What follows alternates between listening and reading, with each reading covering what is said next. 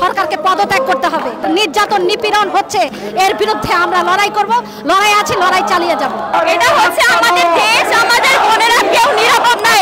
দর্শক, শিক্ষার্থীদের হত্যা সহ বিভিন্ন দাবিতে প্রেস ক্লাবের সামনে আজকের যে দ্রোহ যাত্রার আয়োজন করা হয়েছে সেখানে অংশ নিয়েছেন 2013 সালে গণজাগরণ মঞ্চের অন্যতম সংগঠন লাকি। আমরা জানবো আসলে কেন তিনি এখানে এসেছেন, কি দাবিতে দাঁড়িয়েছেন।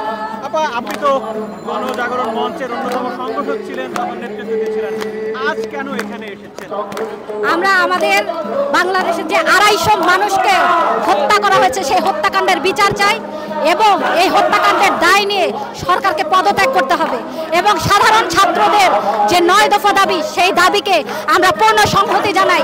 একই সাথে সারা দেশে যে গণগ্রেফতার, নির্যাতন, নিপীড়ন হচ্ছে, এর বিরুদ্ধে আমরা লড়াই করব, লড়াই আছে, লড়াই চালিয়ে যাব।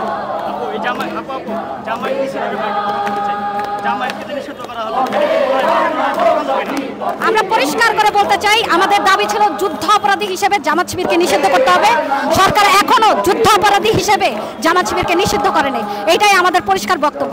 এবং গত 13 বছর আমরা আমাদের গণজোয়ারের সময় আমরা দাবি করেছি, সরকার আমাদের কথায় কর্ণপাত করেনি।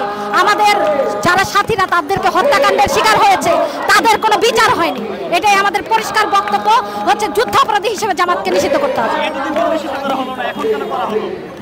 আমরা মনে করি এটা সরকারের কৌশলগতভাবে তাদের অবস্থান, কিন্তু নীতিগতভাবে এখনো এই অবস্থান নিয়েছে কিনা আমরা সংশয় প্রকাশ করছি। দ্রোহ যাত্রায় সাংস্কৃতিক কর্মীরা যেমন এসেছেন, তেমনি বিভিন্ন শ্রেণী পেশার মানুষ এখানে উপস্থিত হয়েছেন। সেখানে একটি বোন কিছু আর্ট বা চিত্রকর্ম নিয়ে এখানে হাজির হয়েছেন। আমরা দেখতে পাচ্ছি আসলে তার হাতে সেগুলো শোভা পাচ্ছে। এই চিত্রকর্ম দিয়ে সে কি বোঝাতে যাচ্ছেন তার কাছে একটু শুনি। আসলে এই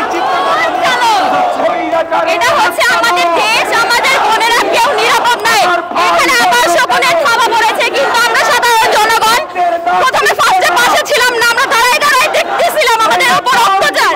কিন্তু আমরা বর্তমানে এটা ওঠা আমাদের অধিক, এখন আমাদের পাশে অনেকেই দাঁড়িয়েছে। এই ছবিটার এইটাই মুক্তি পাও।